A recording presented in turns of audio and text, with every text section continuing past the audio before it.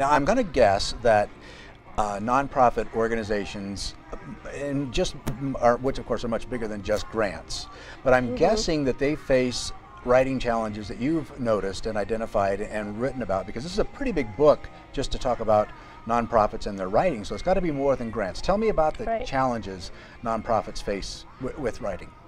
Well, you're right that the writing challenges are way beyond grants. I like to talk about writing for both fundraising and marketing, and that's kind of a whole slew of documents. In fact, in the book I talk about 20 different common documents that people in the nonprofit sector write. Grants and grant reports are only 2 of them. Okay. And the challenges they face are really broad as well. Whenever I meet a new person and I talk about the book a little bit, they immediately say, oh, at our organization we have all kinds of writing challenges, let me tell you. So, it's kind of goes on and on like that. So I know it's very common, and it's a widespread problem. And basically what I've found kind of at the root of it is that people in the nonprofit sector are very passionate about what we do, and we do it really well, right? That's why we are here as a nonprofit, to implement programs and services in our communities. But when it comes to communicating the value and the benefits that emanate from those projects, that's where there's a little challenge or hesitancy, some issues there. Okay. So that kind of bridge from action to communication is somewhat problematic. Coming back a little more closer to home, what inspired you to write the book? Had to be something.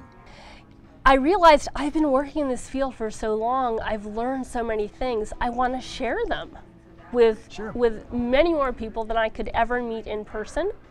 So that motivated me to put them all down and get them all out in a book and see where it goes. So who's your target reader here?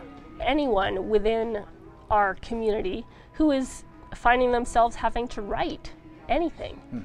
Could be a simple email, it could be all the way up to a book. One of the things I've learned over the years of working with new writers is that nothing makes them happier in the moment than an example of what you teach they should do. Yes.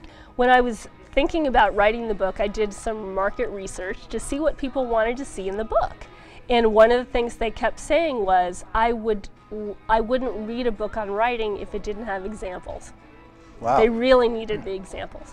So I went out and I found over 500 examples to use in the book. Real life examples. Some of them come from my clients. Some of them come from my own published work. I used to be a journalist, so it comes from that. And some of it, I went on the internet and I found some really exemplary websites, and I took some text from those. Dalya Massachi, looks like you have a winner on your hands. Thanks for being you. here. Thanks for spending time with us. And thanks everybody for watching.